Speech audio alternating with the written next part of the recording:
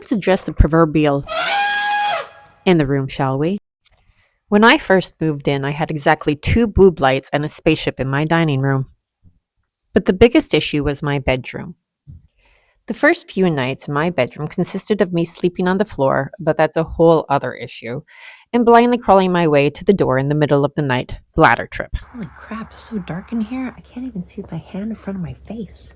Hello? Hello? So I figure that's a great place to start. Now, I'm partial to whimsical delights, so my bedroom reaps the benefits of that. This one holds a special place in my heart as it's one of my own creations, and it's my interpretation of the Moulin Rouge without the tassels, helping me with my obsession to put paper flowers on absolutely everything I can.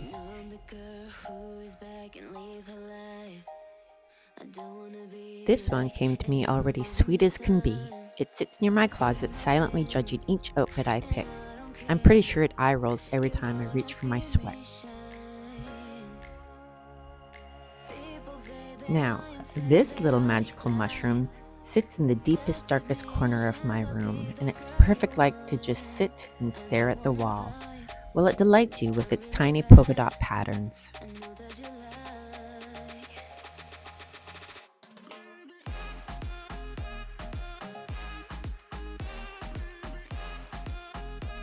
Although those 3 are full of whimsy, the next 3, they try to pretend they're all business. This one came to me in a completely random and secluded place. Yes, I did text a friend my location. This one is a dragon, and sometimes you have to dig to find them. It's a special one, and it deserved its own lampshade to be full-on Dracarius to vanquish the beige. So I whipped up a custom shade to make that happen. Now this companion to the dragon held a sweet surprise. With the first twist of the switch, a tiny light turned on in the base. I'm pretty sure a pixie lives in there. And this serious looking lamp watches all my laptop moments. Genius ideas, frustration with technology, it sees it all. With the perforated shade casting magical shadow across the room, like little fairies dancing. So mesmerizing, my old cat roommate, Missy, was enthralled every time I turned it on. Although I spend the least time in this room, it still deserved a lamp. She's pretty, makes weird sounds, but the marble base and the gold graphic shade makes her the perfect light to make my cooking look like a Michelin 3-starred chef's. She's a keeper.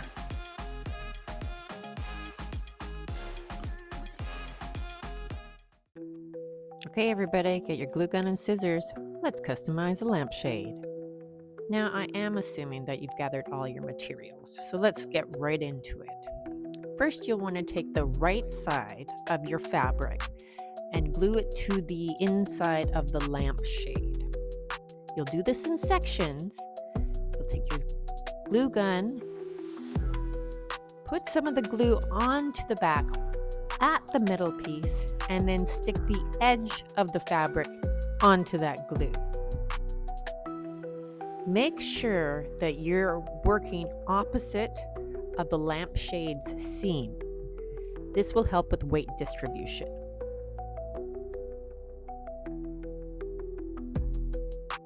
Once you're done gluing, you'll now want to flip the fabric onto the outside of the lampshade. In order to pull it down so that it's taut, grab the edge of the lampshade at the bottom from the inside and tug the fabric on the outside.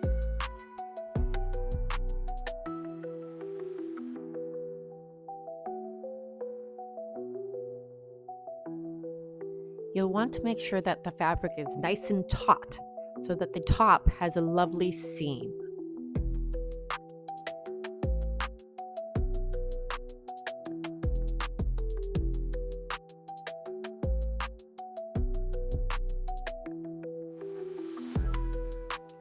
Next, you're going to want to measure your fabric so that it covers the end of the piece that you first glued down.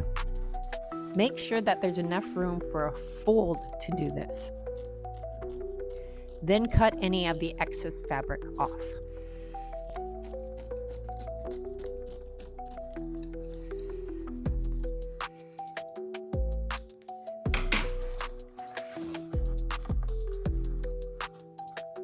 You will then want to fold the material so that it covers the end of the fabric while creating a lovely seam. And this you'll want to glue down onto the lampshade.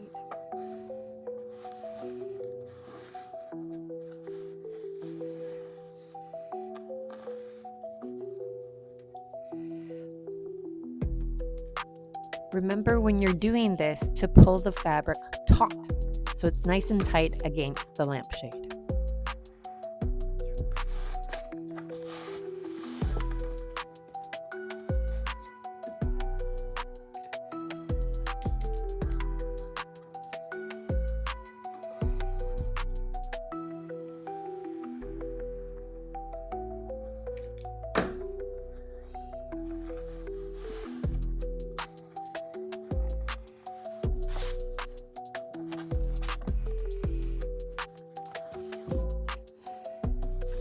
You will now want to measure out the extra fabric at the bottom of your lampshade to make sure that it has enough for a fold when you glue it down.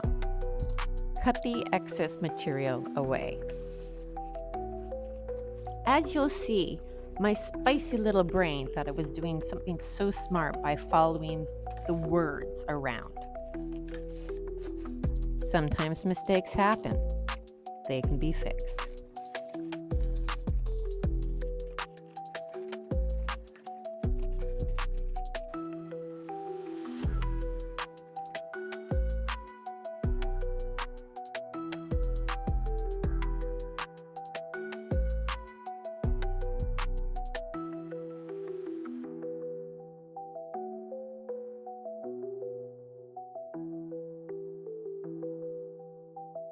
How the hell did that happen?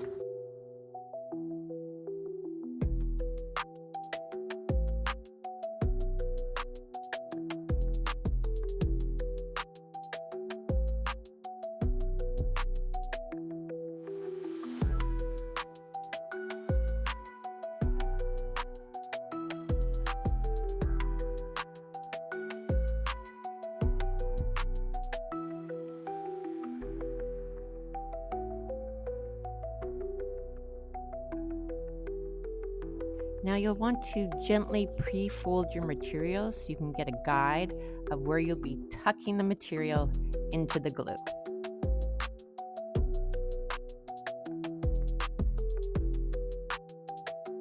Now you will repeat what you did on the top by using the glue right up against the metal on the back side of the lampshade and tucking your material into it. Be sure to work in sections and try not to burn yourself with the glue.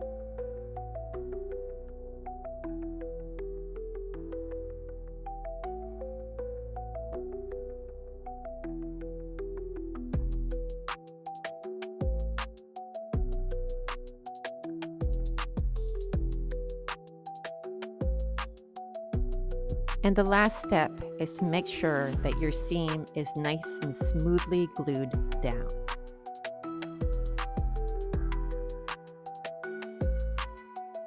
And just a small note, make sure that you're using LED light bulbs with these. The other ones will probably melt the glue. And just like that, ta-da, you have a customized lampshade. Don't worry, we're going back to the spaceship in my dining room. It just will not do. Recently, I bought myself a large lampshade, but it needs a touch of my whimsy. Here are 4 muses which I've pulled from the internet. Which one do you think I should do?